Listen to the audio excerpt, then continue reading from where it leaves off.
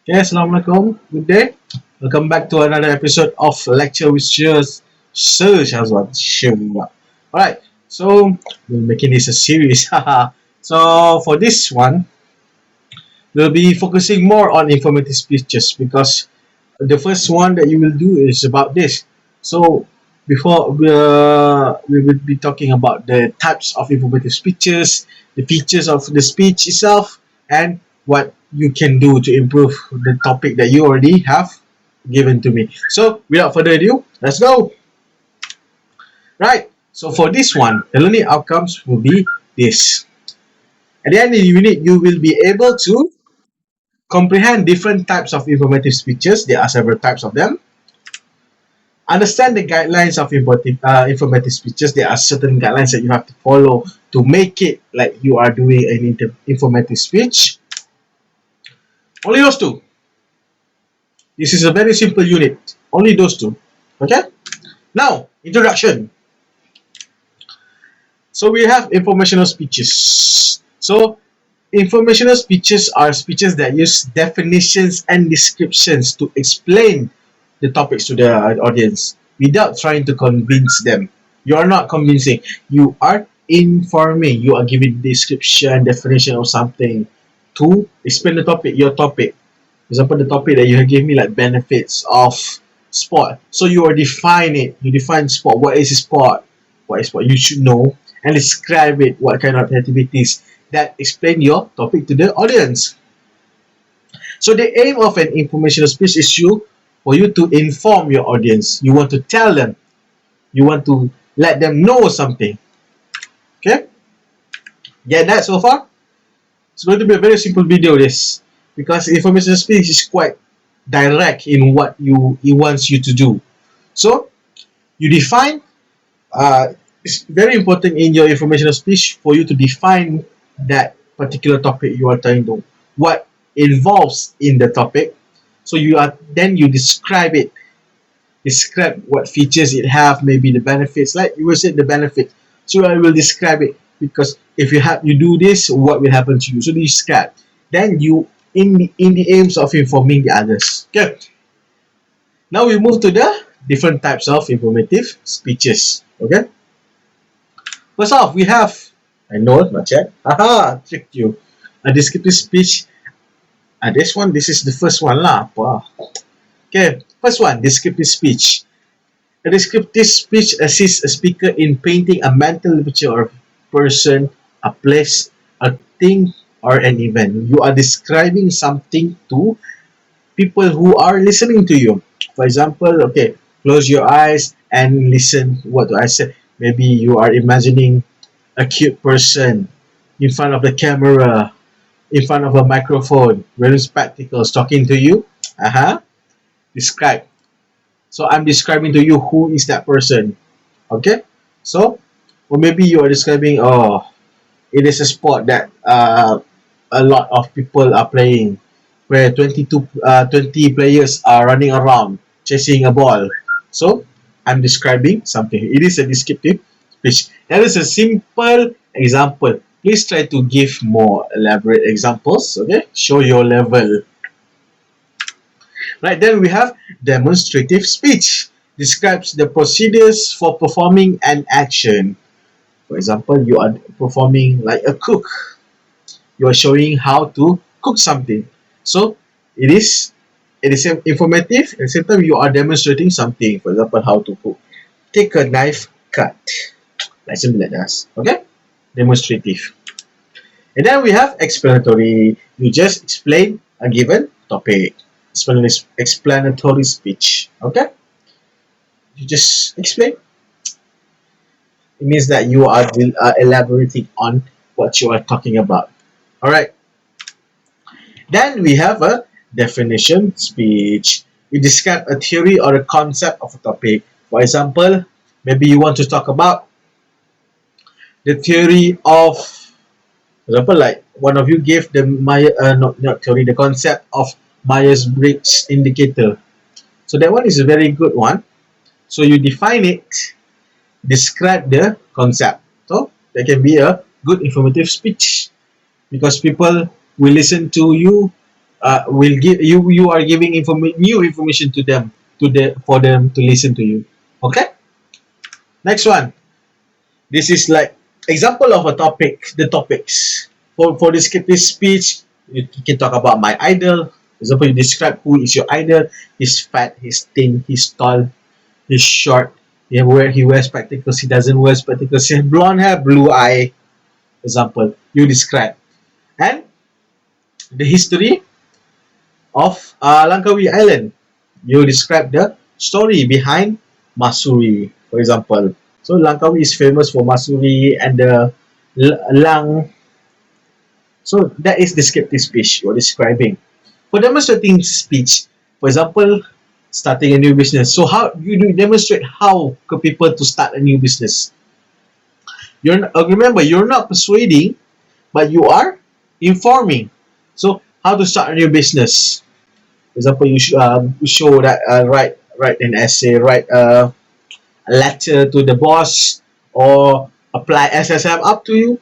Describe. No? Or the next one, how to be a millionaire. See, like that. So those are demonstrative speech because you want to demo something. Okay. How to become a millionaire? Sell your kidney. No, don't follow that. But something like that. Okay. Example. So then we have explanatory speech. Examples: the causes and effects of gangsterism. That can be an informative speech because you want to explain the cause. You want to explain the effects. You want to elaborate on it. You want to delve into it. Okay. The impacts of baby dumping, the causes of child abduction. So you are explaining. Okay. Then we have definition speech. Stress management. Define what is stress management. What is it about? What it can be done? How can it be done? Okay. And a baby hatch. So those are things, theories or concepts that you can define. Okay. Hopefully I'm not going too fast. If I'm going too fast, rewind back. Next. Yes, example of topics. Right. So there are organizational patterns in informative speech that you need to remember. Okay. First one, chronological. Second one, cause effect. Third one, problem solution. Fourth one, spatial. Fifth one, topical. So what are those? Okay.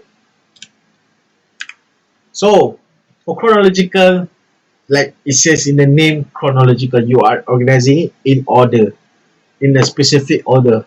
For example, like the topic previously, how to become a billionaire. So you chronologically put, or when you are describing the history, there are a time chronology. What happens here, what happens after that, what happens before this. So you're talking in an order. So for cause and effect, like the ones before this, the cause and effect of gangsterism, you talk about the cause, then you talk about the effect. Cause, effect, cause, effect. See? Then problem solution, similar to cause and effect. You talk about problem, you talk about the solution. You talk about the problem, you talk about the solution. Talk problem, solution, cause, effect, problem, solution, talk, effect. Until you die. Okay. Then spatial, you are talking about something, some room, some like imaginative, something that gives like a space for a certain topic. Then you have topical, where your speech is organized according to the topic that you are trying to. For example, the topic is like the benefits of sport. So you arrange it in a particular order where the topic comes first. For example, the benefits, first benefit, second benefit, something like that. Okay. Right. Anatomy of an informative speech. So, see, in the introduction, of course, when you start the speech or anything or writing, you must have an anatomy. So, before introduction, the introduction acts to ensure that you attract and retain the audience attention throughout your speech. Because when you have just a simple, normal, bland introduction, people won't be interested to listen to you. No matter how, because you don't need to make it interesting.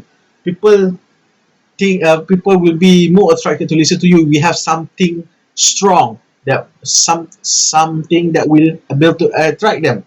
So how you do it like this, like the anatomy. We are splitting it into parts. Okay, the first one, in introduction, you should have a hook or an attention getter.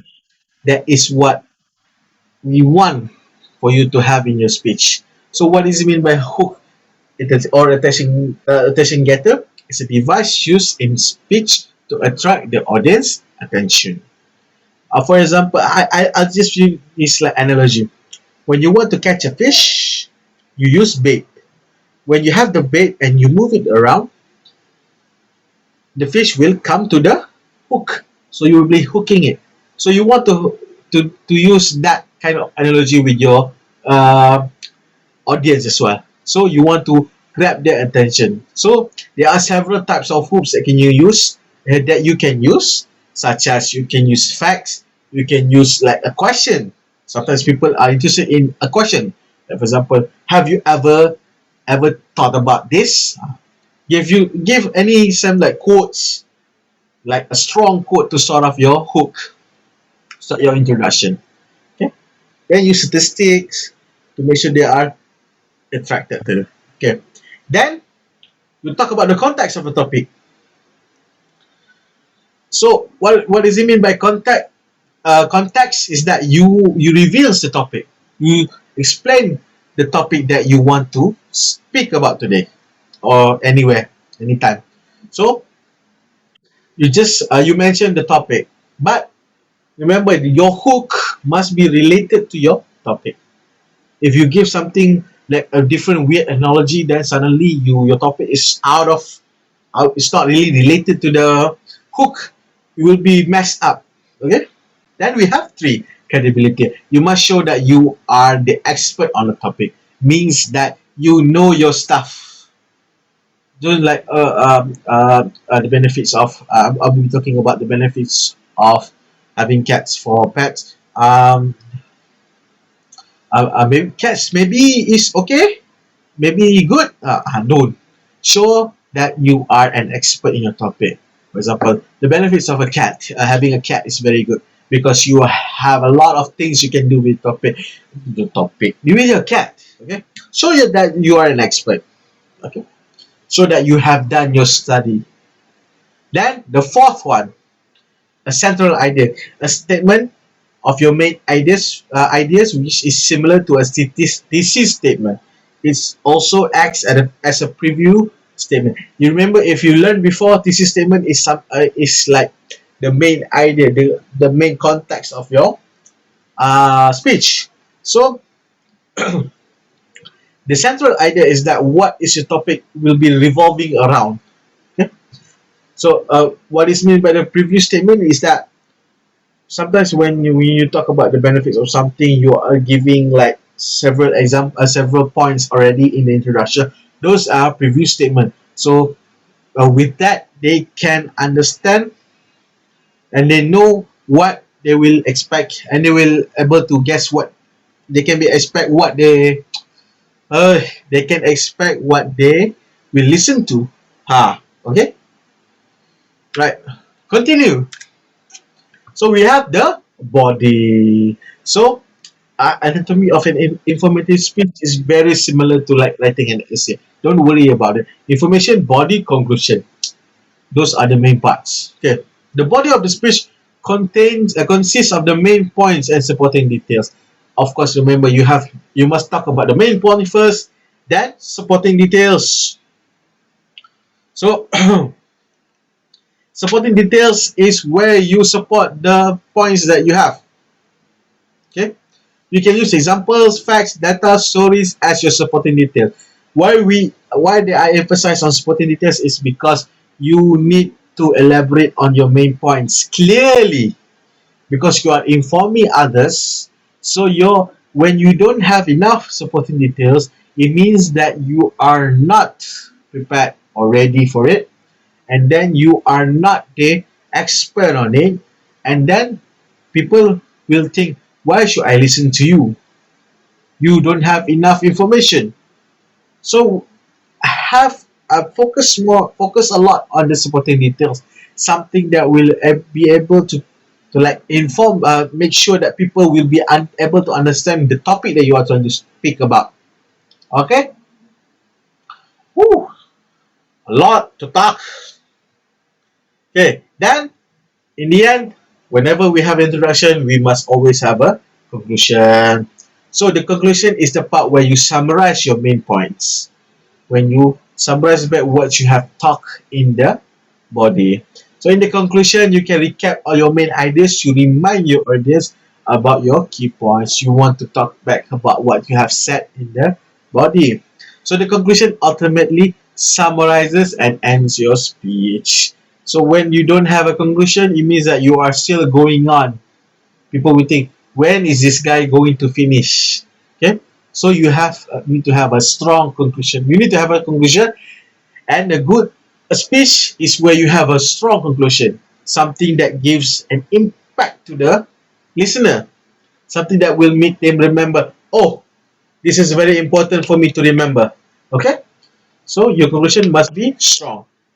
Not to say that the rest shouldn't be strong, but it should be equally strong for all the three parts. All right. Okay. So this is like just telling you, when you have a speech, there are three main purposes. Okay. You want to inform, like the one that I just blabbed before. You want to persuade. You want to convince others, and you want to entertain. For example, of entertainment, you speech, poem, those kinds of things. Okay, right. So the three general purposes of speech. So there are specific purposes. Okay, a specific purpose gives the direction beyond the general purpose of your speech. Okay. Your specific purpose answers the question. Example, what do you want to inform the audience about? So, what? What is your aim with your topic? Okay. For example, so your topic is effects of advertisements on children. So it is an explanatory speech. So your general purpose is to inform. But what is your specific purpose? To inform this audience about the negative effects of advertisements on children and the solutions to combat these effects. So you see, when you talk about general purpose, it's just like, okay, very basic. You just want to tell them. But when you are going to specific, you want to go deeper. Because when you say inform, you inform what? A bit specific. You inform the audience about the negative effects of advertisement. So you are going into deeper rather than this is the surface. You are going deeper than the surface. Okay. You understand me? Understand? Yes. Very good. Okay. Speech transitions. Okay. So when you are talking, there are some transitional phase that you should use, where you can show you are moving to one point or another, or maybe you want to show there are differences, you want to move. Okay, so there are several purposes, and then there are some examples of transitional phrase. Okay, first one, to show similar ideas. For example, similarly, likewise, in a similar manner, in the same manner, in a similar way, in the same manner, in addition. So you maybe you are talking about the positive or something, the first one. The second one, you want to talk about another positive, so you use this transition of it. So similarly, the benefits of is something like that. So you are doing transition. You are moving from point A to point B. You see the flow. Okay. And then maybe you want to show contrasting ideas. For example, they're given in contrast to, however, nevertheless, on the other hand, conversely, the opposite argument. So, for example, you talk A positive, B positive, suddenly you want to move to C negative. So, you can use in contrast to the benefits. There are some disadvantages of C. So, you're moving from positive, then suddenly you move to negative. There are transitions. It is very good when you can use these transitions because it shows that you have enough information, you have enough ideas, you have the ability, you have the language. Right. So another purpose is to elaborate. You want to add on what is already said. For example, you say you talk about the benefits. So you want to elaborate on it more, you put addition, furthermore, because sometimes one idea can be elaborated in more ways that you can ever think. Okay. So you use these transitional phrases. Also, besides, in other words. Okay. Then to show a process. Like I said, it's not organizational. So you are organizing it. Maybe you want to demonstrate how to cook something or how to create something. So show a process. You use my first point, my second point, or you can use firstly, secondly, thirdly, lastly, or something like that. So you see the flow of the speech. Then we have to show cause or effect. Show cause effect. So when you talk, people are really tired. People doesn't have enough time to go out and exercise. As a result, they got fat. Something like that. Okay.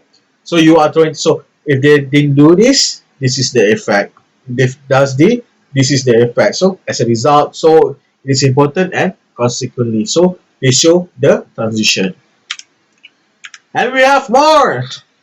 So the sixth one, to indicate examples. For example, you are talking about something and you want to give example. Okay, then you use for example, for an instance, as an example, as you can see from this example. So you can use transitional phrase. For example, yeah, see, I use transitional. Okay, a boy last time was found was found dead in a room because of something. As you can see from this example, people are not taking care of say. That is a transition. 7. To demonstrate. You want to show the process of something. So use to demonstrate the transitional phase. For example, let me demonstrate how you can protect your mind from these negative thoughts. Example. Let us see a demonstration that applies to the theory that we have learned. So you are demonstrating something, showing something. And then to include supporting quotations, because it is important for you to remember how to quote, how to cite from articles, because you are using articles to support your speech. You're not just like talk without any support. People won't trust you. If you have support, people will trust you. So if you want to include supporting quotations, you can say Jay said that what happens. Bill Gates said that computers are very important. So you are sourcing someone important, which will make your explanation, your demonstration, your elaboration very strong. In 2016, Mark says, see, you are quoting someone. The concept was introduced by Hamdan in 2016. So you are making it, you are including supporting quotations.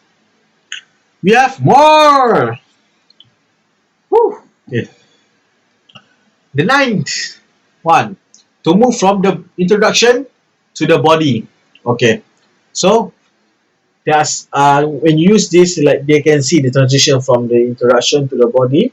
Now let's begin with something like that. So when you talk about the previous statement in the introduction, then you start with, let us start with talking about the benefits of something. So and then, or you can use now that I have given the overview, allow me to elaborate on it. So you are moving, you see the transition. And the same goes to the move from point to point and move from the body to the conclusion. So let us move to the next point. The next point I'd like to discuss is, now that we establish, now we analyze, and then let's move on to, okay. So 11 is the same. In summary, in short, when you are, after you talk about your last body paragraph, you want to move into the conclusion, then you use in brief, in short, in summary, those kinds of transitional phrases. Having these transitional phrases is very good for your speech. people will see the flow, see your language. So there are some speech attention getters that you can use to make people attracted to listen to you. Okay, there are 4 strategies to determine your attention getters. First, your target audience. Who are you talking to? Schoolboys, schoolgirls, adults, politicians, animals? Maybe you are so lonely that you have to talk to animals. So you need to determine who is your audience first. Maybe parents. Maybe you want to demonstrate a very strong soap to your parents so that you can sell your products. So something like that. Okay. Then you have the purpose of the speech. Why are you? Like I said, that there are 3 main purposes. Just look at it generally. You want to inform, you want to persuade, or you want to entertain. So what is the purpose? Then your purpose, after you have determined your purpose, you can determine your attention getters. Alright. Then topic of the speech. You have the purpose, then you have the topic. So if you want to demonstrate something, then you have several options for you to choose how to get your attention getter. For example, maybe you show something. Maybe you show. Okay. Then occasion of the speech. Maybe you are doing it for the holidays. Maybe you're doing it because it is important in the situation. For now, we are in the pandemic. This is something like this. So depends on the occasion of your speech. Other than that, we have types of attention getters. For example, current reference. So maybe you refer to something that had been said recently, like what our minister said about the health or the number of hospitals open. Those kinds of reference you will understand when we go more deeper. Reference to a subject, reference to the audience, quotations. Maybe when you reference to audience, maybe I see that maybe you are already experienced this. No, maybe no. Something like that. You are referring to the audience. So maybe you refer to something in opening a book or something, refer to something. Quotation, you quote something from other, for example, like the other now, Mark 2016 mentioned about. Okay, so you are quoting, you are trying to attract them. Historical reference, for example, in 1950s, the independence of the country. So you refer back to it before when you are talking about your topic. Anecdotes, what people said previously. Shocking statement, something that will make, did you know that in 2019 there have been more something like that. So you are trying to shock them. You're not trying to shock them. You are giving them what if and not what if. You are giving them something that they will make them feel, really? So you are trying to grab them. When you have something like that, they will feel attracted to listen to you. Okay? Well, then you can use questions. No problem. Have you ever done this? Have you ever gone to this? Those kind of questions can be. Do you think that our student is happy with this? So those are questions that you can use. Personal story, your own experience, you can tell them. No problem. You are trying to attract him. Okay. Humor, because you are trying to entertain. So like I said, depending on your purpose, you can use humor. Example, make fun of others. No, don't be shaming someone, but try to make a joke or something. Okay. Then reference to the event, any kind of event that you have been through, you just refer back, you talk about it, describe it, and that's it for this week. So, thank you very much for watching. I would like for you to try to come up with a topic for your informative speech, and then refer to the slides and make sure whether your topic fits what is informative speech. make sure the topics can be is an informative speech topic. So for your task, just find the topic, trying to convince me, try to make me approve on it, because I am that important. So I will upload some more materials for you. I will upload a slide and this video and some examples of speeches that will help you to see what to see the expectations of what we want you from here. Okay, all right, so thank you very much for watching. See you in the next episode. Thank you very much.